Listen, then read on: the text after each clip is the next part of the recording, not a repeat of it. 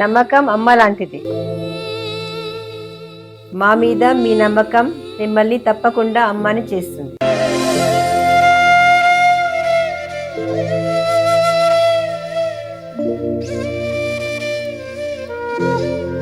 నేడు ఎంతో మంది మా మీద నమ్మకంతో అమ్మాయారు. వృషభం వారికి ప్రధానంగా మీ ఓపికే మీకు ధనం అని చెప్పుకోవాలి. అయితే మీకు ధనం అనేటువంటిది ఏ రూపంలో వస్తుంది, ఎటువంటి జాగ్రత్తలు తీసుకోవాలి, ఏ దేవత ఆరాధన చేసుకోవాలి, ఏ గ్రహ ఆరాధన చేసుకోవాలి ధనం బాగా రావడానికి అనేటువంటి అంశాలు చెప్తుంది నేనైనప్పటికీ చెప్పిస్తుంది సాక్షాత్ లలిత అమ్మవారిగా భావిస్తూ ఆ యొక్క అమ్మవారి అనుగ్రహం కూడా మీకు పరిపూర్ణంగా కలగాలని మనస్ఫూర్తిగా కోరుకుంటూ, ఫస్ట్ ఆఫ్ ఆల్ మీకు సంతానం కలిగినప్పటి నుంచి ఫైనాన్షియల్గా గ్రోత్ బాగా ఉంటుంది గుర్తుపెట్టుకోండి మీ లైఫ్లో. సంతానం కలిగినప్పటి నుంచి అట్లాగే మరొక విషయం ఏంటంటే రెండవ అధిపతి బుధుడు కదా, చాలామందికి ఒక అపోహ ఉంటుంది, బుధుడు కదండి మాకు వ్యాపారం మూలంగా డబ్బులు కలిసి వస్తాయేమో. ఇక్కడ ఏంటంటే బుధుడు అయినంత మాత్రాన వృషభ రాశి వాళ్ళందరూ, వృషభ లగ్నం వాళ్ళందరూ వ్యాపారంలోకి వెళ్ళాలని రూల్ లేదు. బుధుడు కనుక నిజంగా బాగుండి ధనయోగాలను ఇస్తూ ఉంటే, అంటే ఆల్మోస్ట్ పంచమ స్థానంలో ఉన్నాడు అనుకోండి బుధుడు, అప్పుడు ద్వితీయ పంచమాధిపతి పంచమ స్థానంలో ఉంటే ఖచ్చితంగా మీకు వ్యాపారం మూలంగా ధనయోగం వస్తుంది. అయితే అక్కడ వ్యాపారం పెట్టి వ్యాపారం మూలంగా ధనం వస్తుందా, వ్యాపార రూపంలో ధనం పోతుందా? ఎంటర్ అవుతాడు ఒక మనిషి వ్యాపారంలో, అది ఎంటర్ అయ్యి లాస్ అవుతాడా, ఎంటర్ అయ్యి లాభం సంపాదిస్తాడా, నష్టమా లాభమా అని చూసుకోవడానికి మనం ఆ బుధుడి యొక్క స్ట్రెంగ్త్ ఎలా ఉందో చూసుకోవాలి. అయితే సరే జన్మజాతకంలో ఏది ఎలాగున్నా కానీ ఫైనాన్షియల్ గ్రోత్ పెరగాలి అంటే ఒక చిన్న రెమెడీ కనుక చేసుకున్నట్లయితే ఖచ్చితంగా ఉంటుంది. ఏమిటది అంటే మీకు ముఖ్యంగా లగ్నాధిపతి శుక్రుణ్ణి మరియు భాగ్యాధిపతి శని, వీళ్ళిద్దరి లగ్న భాగ్యాధిపతులు యాక్టివ్ అవ్వాలి మీ జాతకంలో మీకు ధనయోగం కలగాలి అంటే. అంటే శుక్రగ్రహం దగ్గర శనిగ్రహం దగ్గర దీపారాధన చేయండి. చేసి మీరు ఏం చేస్తారంటే వీలైతే శుక్ర శని బుధ గ్రహాల దగ్గర దీపారాధన చేస్తూ ఈ 3 గ్రహాల దగ్గర శుక్రవారము, శనివారము, బుధవారం, గురువారం ఈ 4 రోజులు దీపారాధన చేస్తూ ఉండండి. వీటితో పాటు ఓం సంపత్కరీ సమారూఢ సింధుర ప్రజసేవితాయ నమః అనే మంత్రాన్ని డైలీ 45 మినిట్స్ చేయండి. అప్పుడు ఏమవుతుందంటే మీకు ఫైనాన్షియల్ యోగం అనేటువంటిది యాక్టివ్ అవుతుంది. అలాగే మీకు ఏదైనా ఇప్పుడు ఫైనాన్స్ని నెగేట్ చేసేటువంటి గ్రహాలు ఉంటాయి కొన్నిసార్లు, అలాంటప్పుడు కూడా మీకు అంటే ఈ ఫైనాన్స్ని వెనక్కి లాగేటువంటి మహాదశలు వచ్చినప్పుడు, ఫైనాన్స్ని ఇబ్బంది పెట్టేటువంటి మహాదశలు కొన్ని వస్తుంటాయి. అలా ఏదైనా వస్తుందా, లేదా ఫైనాన్షియల్ స్థానంలో ఏదైనా పాపగ్రహం ఉందా అని చెప్పి చూసుకోండి. ఇప్పుడు అదిగా ఇప్పుడు గోచారంలో గురువు కూడా ఉన్నాడు కాబట్టి కాస్త దక్షిణామూర్తి ఆరాధన చేసుకుంటే కూడా మీకు ఫైనాన్షియల్గా బాగుంటుంది. అయితే ఇక్కడ ధనయోగం లేనటువంటి జాతకం ఉండదండి, ఎప్పుడైనా గుర్తుపెట్టుకోండి.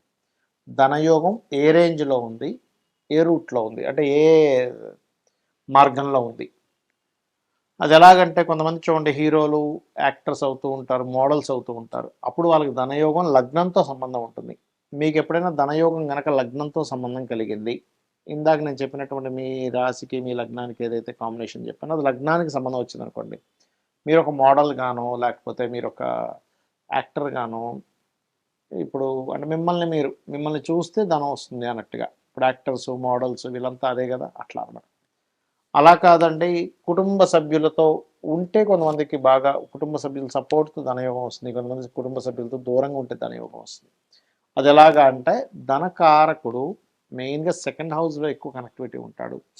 అలాగే సెకండ్ హౌస్లో ధనాధిపతి కనుక ఉన్నట్లయితే పర్టికులర్గా వాళ్ళు వృత్తి అంటే ఏదైతే వాళ్ళు జాబ్ చేస్తారో ఆ జాబ్ మూలంగా వస్తుంది కానీ వ్యాపారం మూలంగా రాదు అక్కడ. ఇది ప్రధానంగా గుర్తుపెట్టుకోవాలి. అంటే మీ యొక్క జన్మజాతకంలో వ్యాపార మూలం కూడా వస్తుంది, రాదని చెప్పట్లేదు. కాబట్టి బుధుడు స్ట్రాంగ్గా ఉండాలి. మెర్కురీ స్ట్రాంగ్గా ఉంటేనేమో వ్యాపారంలోకి వెళ్ళాలి. ఓకే, మెర్కురీ స్ట్రాంగ్గా లేకపోతే ఒకవేళ వ్యాపారంలోకి వెళ్ళినా సర్వీస్ ఓరియంటెడ్ రిలేటెడ్ సంబంధించిన వ్యాపారాలు చేస్తే మంచిది, గుర్తుపెట్టుకోండి. బట్ సెకండ్ లార్డ్ సెకండ్ హౌస్లో ఉంటే కనుక వ్యాపార యోగాలు కూడా ఇస్తాడు, కానీ బుధుడిని చూసుకోవాలని చెప్తున్నాను నేను మీకు. ఇక అదే మీడియేటింగ్ ద్వారా డబ్బులు వస్తాయి చూడండి కొంతమందికి, రియల్ ఎస్టేట్లో ఎవరిదో ప్లాట్ ఉంటుంది, ఇంకొరెవరో కొనుక్కుంటుంటారు. మీడియేటింగ్గా మీరు వాళ్ళిద్దరికీ ఒక సర్వీస్ ఇస్తారు.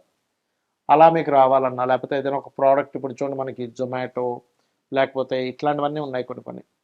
అవి ప్రోడక్ట్ వాళ్ళది కాదు, ప్రోడక్ట్ ఒకళ్ళు అమ్ముతారు, ఇంకొకరు ఇంకొకరికి అవసరం ఉంటుంది, వీళ్ళ మధ్యలో ఉండి వాళ్ళు ఒక యాప్ క్రియేట్ చేసి చేస్తుంటారు. అలాంటప్పుడు ఏంటంటే థర్డ్ లార్డ్ ఇస్తున్నాడని అర్థం చేసుకోవాలి. అంటే థర్డ్ హౌస్ కనుక మీకు ధనయోగంలో కనెక్ట్ అయితే అప్పుడు మీరు ఓకే, నేను ఆన్లైన్లో మీడియేటింగ్గా ఏదైనా చేయాలి, అంతేగాని అలా ఆన్లైన్ అన్నాను కదా అని వెళ్ళిపోయి మీరు ఆన్లైన్లో ఈ పేకాటలు ఇవి ఆడటం కాదు.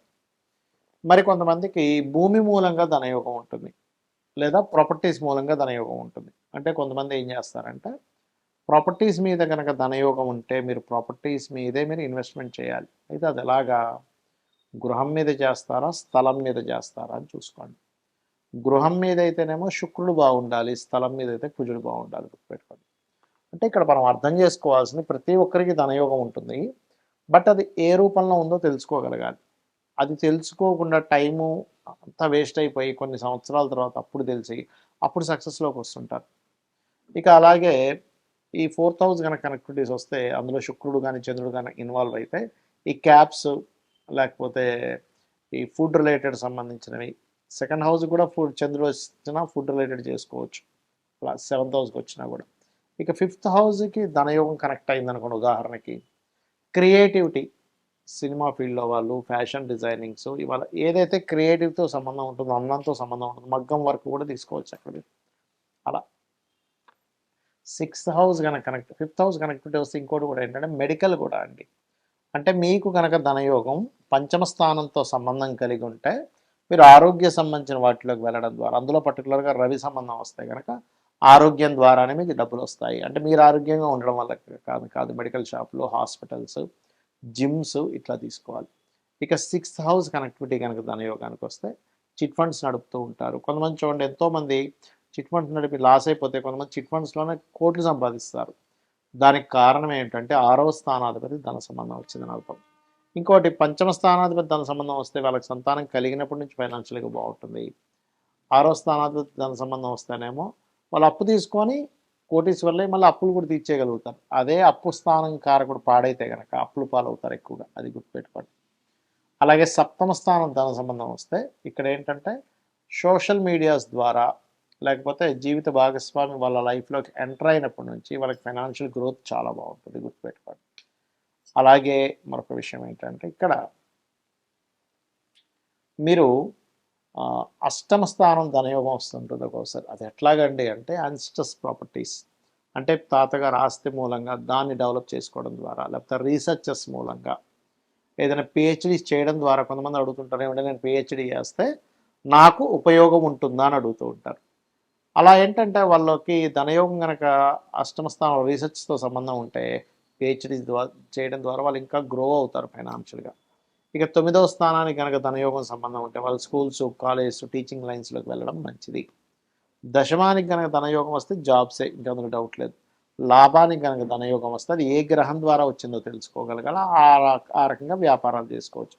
వ్యయస్థానానికి ధనయోగం వస్తే ఉన్న వ్యక్తి ఉన్న ప్లేస్లో కాకుండా ఇతర ప్రదేశాలకు వెళ్ళడం ద్వారా విదేశాల మూలంగా ధనయోగం ఏర్పడుతుంది, ఇది గుర్తుపెట్టుకోండి.